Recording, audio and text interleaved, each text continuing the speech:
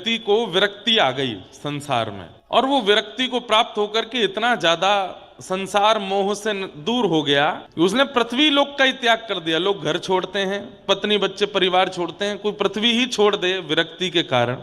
विरक्ति के कारण पृथ्वी लोक का त्याग कर दिया। शिवलोक कौन सा है? कैलाश। विष्णु लोक वैसे तो वैकुंठ है, पर प्रारंभ हो जाता है मुक्तिनाथ से या बद्रीनाथ से। वो ऐसे लोकों में जाके रहने लगा और प्रार्थना करने लगा कि मेरी पृथ्वी छुड़वाइए, मुझे इसमें नहीं रहना। तो एक बार वो पृथ्वी लोक से निकल करके पितृलोक पहुंचा, और पितृलोक में जब पितरों का दर्शन उसने किया, उन पितरों में कई पितृ जो थे वो अपने पद से च्युत होकर के बड़ी यातनाएं भोग रहे थे। तो उसने जाकर के उन पितरों से कहा, आप लोग इतनी वेदना में हैं क्यों? तब उन्होंने कहा कि हम लोगों ने तो पुण्य इतना किया नहीं, उम्मीद थी कि हमारे वंश के बालक उस पुण्य को करेंगे, पर वे लोग भी केवल काम क्रोध और व्यसनों में पड़ गए। वे लोग भी ना श्राद्ध करते हैं, ना तर्पण करते हैं, ना इन पावन दिवसों में, जैसे आज एक पावन दिवस है, इन दिवसों में तीर्थ यात्रा करके स्नान आदि करते हैं, कुछ भी नहीं करते। तो फिर हमको भी यातना भोगनी पड़ रही है। ये नहीं है कि हम ही यातना भोग रहे हैं, हमारे वंश के उन बालकों को भी यातना भोगनी पड़ेगी। हमें उचित समय पर याद करके हमारे पुण्यों को पूर्ण ना करने के लिए उनको भी भोगना पड़ेगा। तो हम लोग बड़ी यातना में हैं। तब उस व्यक्ति ने विचार किया कि मैं तो सब चीज छोड़ छाड़ करके बिल्कुल घूम रहा हूं विरक्त होकर के, मेरे भी पूर्वज यहीं पितृलोक में ही होंगे, वो भी दुखी हो रहे होंगे। तब उसने अपने पितरों को जब देखा तो उनको दुखी देख करके उसने कहा कि भगवान, मेरे वापस जाने से और पुण्य करने से आप निवृत्त हो जाओगे इस कष्ट से? बोले हाँ बिल्कुल हो जाएंगे। तो उस तुरंत वापस आया और पृथ्वी लोक को पुनः स्वीकार करके उसने विवाह आदि किया, अपने गृहस्थ आश्रम में प्रवेश किया, एक सत्पुत्र को जन्म दिया, स्वयं भी पितरों की मुक्ति के लिए और पुण्यों की प्राप्ति के लिए जो कर्म शास्त्रों में बताए वो किए, अपने बच्चों को भी सिखाया। मृत्यु के बाद उसने पितृलोक में जाकर के अपने पितरों को जब देखा तो वे वहां नहीं थे, वे वैकुंठ को प्राप्त हो गए थे। और उसने वही याचना अपने संतानों से भी की कि वे भी उचित समय पर मेरे लिए ये पुण्य कर्म करते रहे। तो इसलिए शास्त्रों में वर्णित जो पुण्य दिवस हैं और उन पुण्य दिवस पर करने वाले जो पुण्य कर्म हैं वो करने चाहिए। और सौभाग्य से हम लोग आज यहाँ हैं। अगर आप लोगों को ज्यादा भीड़ भाड़ ना लगे, थोड़ा उचित लगे, वैसे तो आप कथा सुन रहे हो, आपका सब कुछ यही हो जाएगा, लेकिन फिर भी जाइएगा, गोमती जी में स्नान कीजिएगा, जा करके अपने पितरों का स्मरण कीजिएगा, अपने परिवारी जनों का स्मरण कीजिएगा, अपने जीवन का स्मरण करके और आगामी भविष्य का स्मरण करके प्रणाम करना कि सब मंगल में हो, आप कृपा करो। निश्चित है कि उसका कुछ लाभ प्रभाव आपको अनुभव होगा। अच्छा, एक और बात है, बिना महत्व जाने भी अगर स्नान आदि करते हैं तो भी उसका लाभ नहीं होता।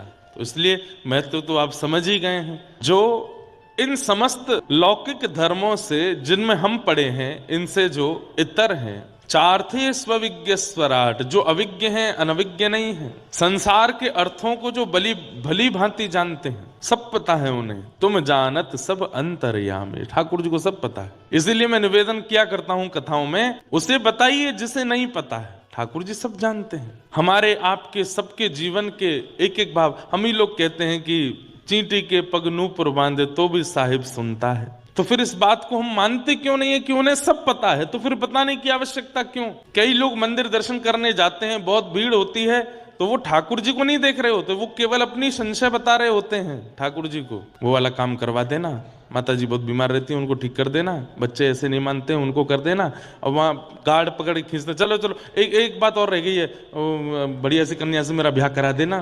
क्यों बताना है ठाकुर जी को? ठाकुर जी सब जानते हैं। भैया, बालक सबसे सुंदर अवस्था उसकी कौन सी होती है? जब तक वो अपनी इच्छा माँ से नहीं कहता, माँ जैसा करे उसमें स्वीकार, तब तक वो बालक सबसे सुंदर लगता है। छोटे से बालक को देखो, शुद्धोसी मुक्तोसी निरंजनोसी संसार मायाम परिवर्जितोसी, उस बालक में से कभी दुर्गंध भी नहीं आती।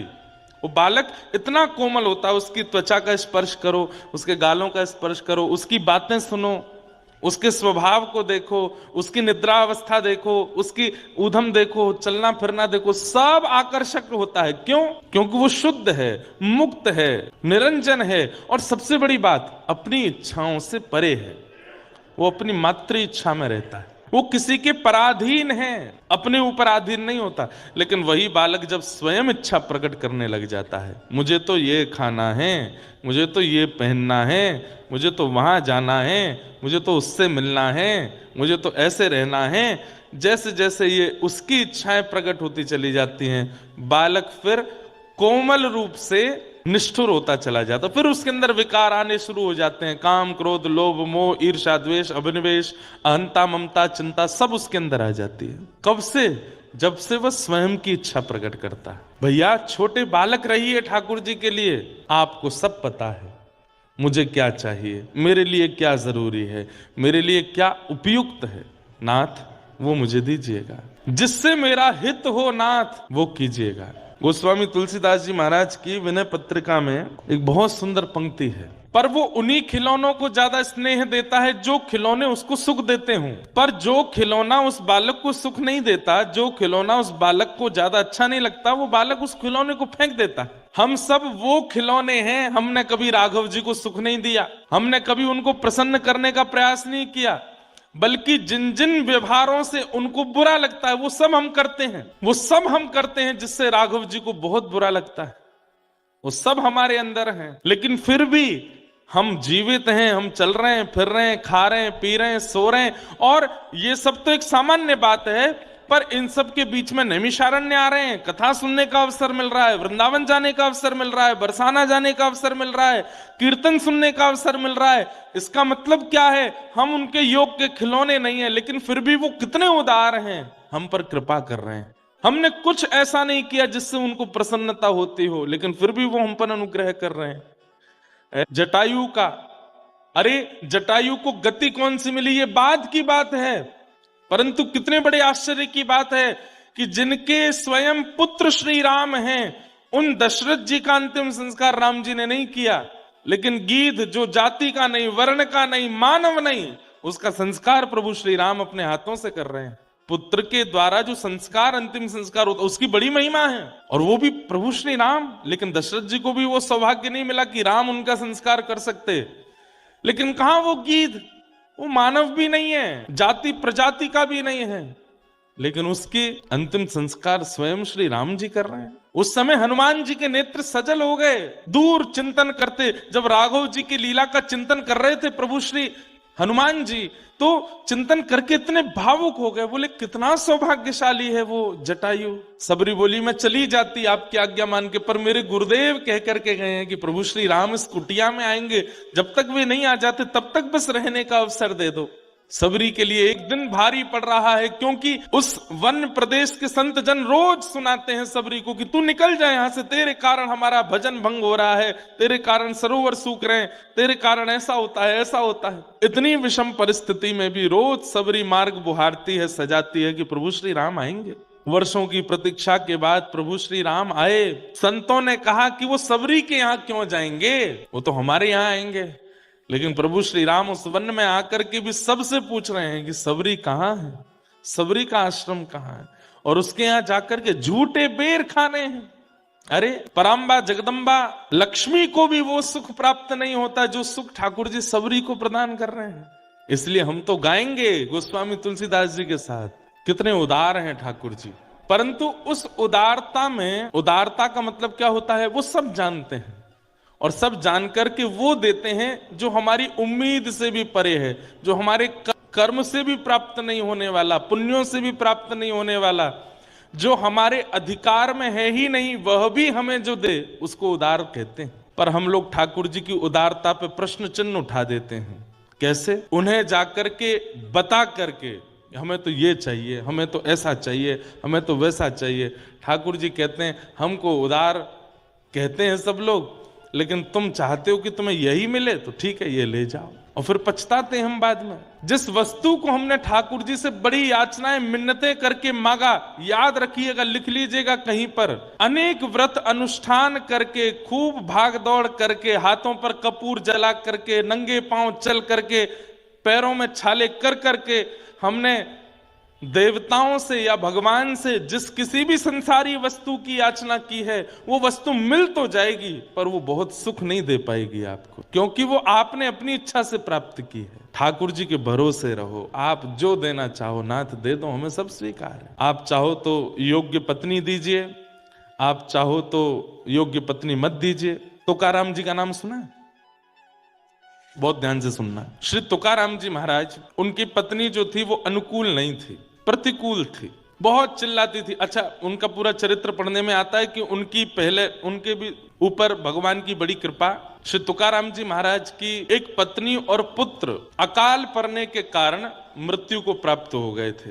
तब तुकाराम जी की एक और कन्या के साथ में फिर दूसरा विवाह हुआ, और जब दूसरा विवाह जिस कन्या से हुआ वो बड़ी तेज थी, वो उनको भजन करने में विक्षेप डालना, उसको सत्संग भजन सेवा इन सब में रुचि नहीं थी बिल्कुल भी।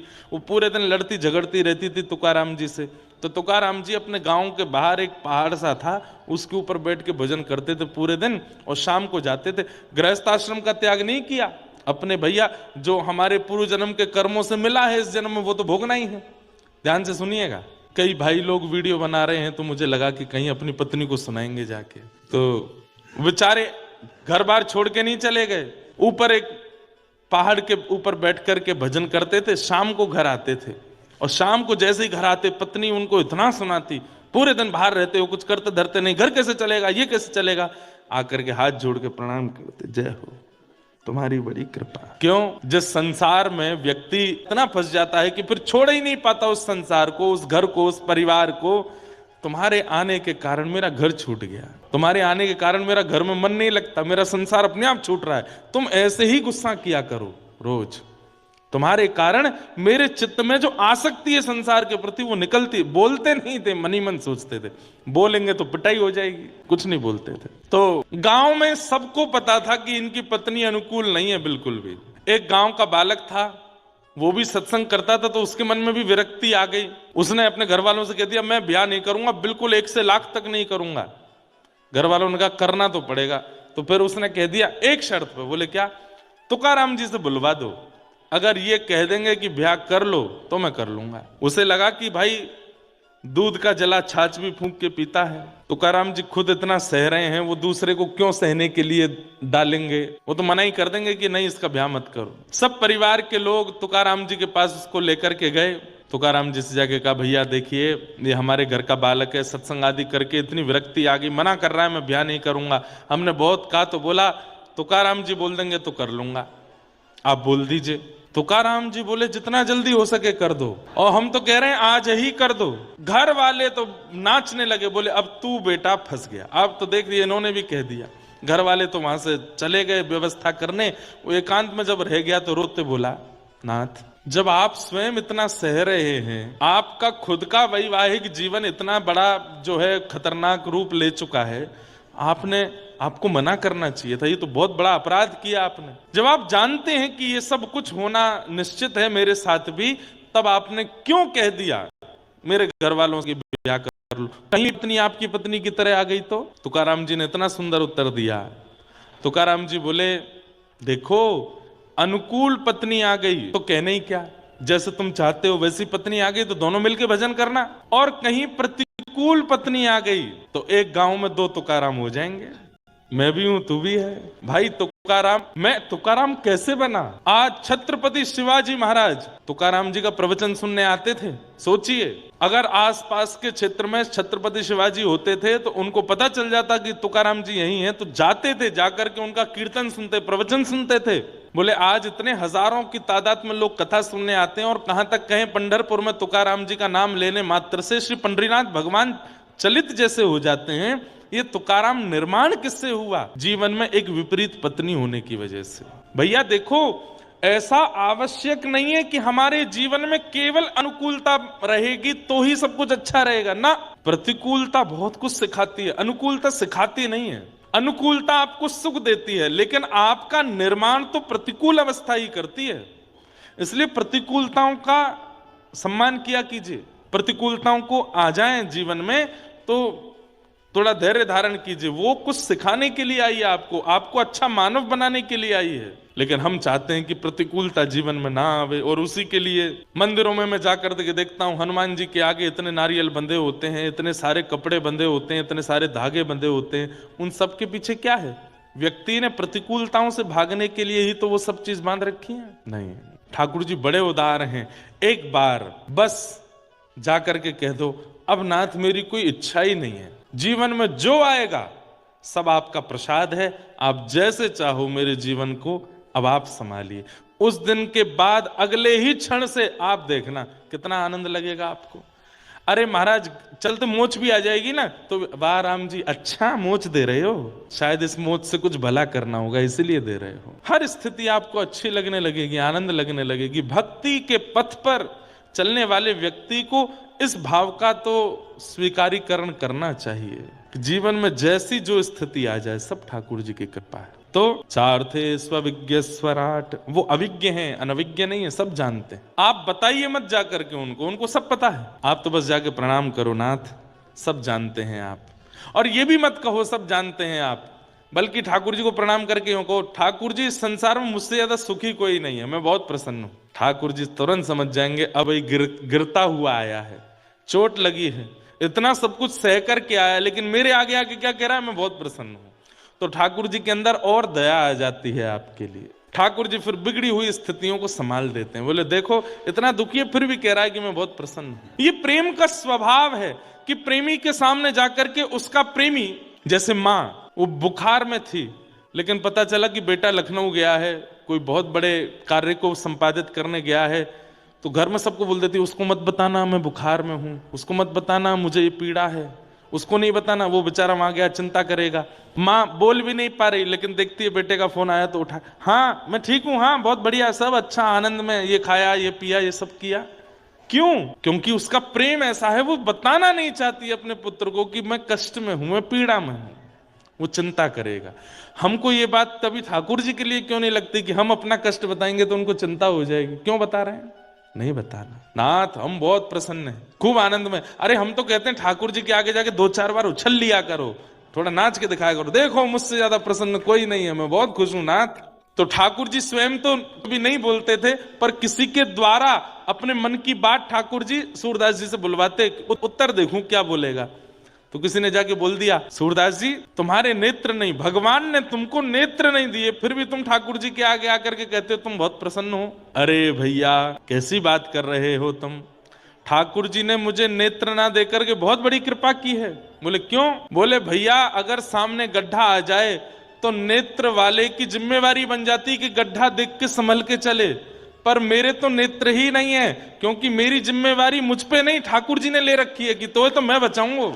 आप अगर कोई अपराध करते हैं तो आप पर ठाकुर जी उंगली उठा सकते हैं, तेरे पास हाथ थे, पैर थे, आंख थी, बुद्धि थी, सब कुछ था, फिर भी तूने अपराध किया।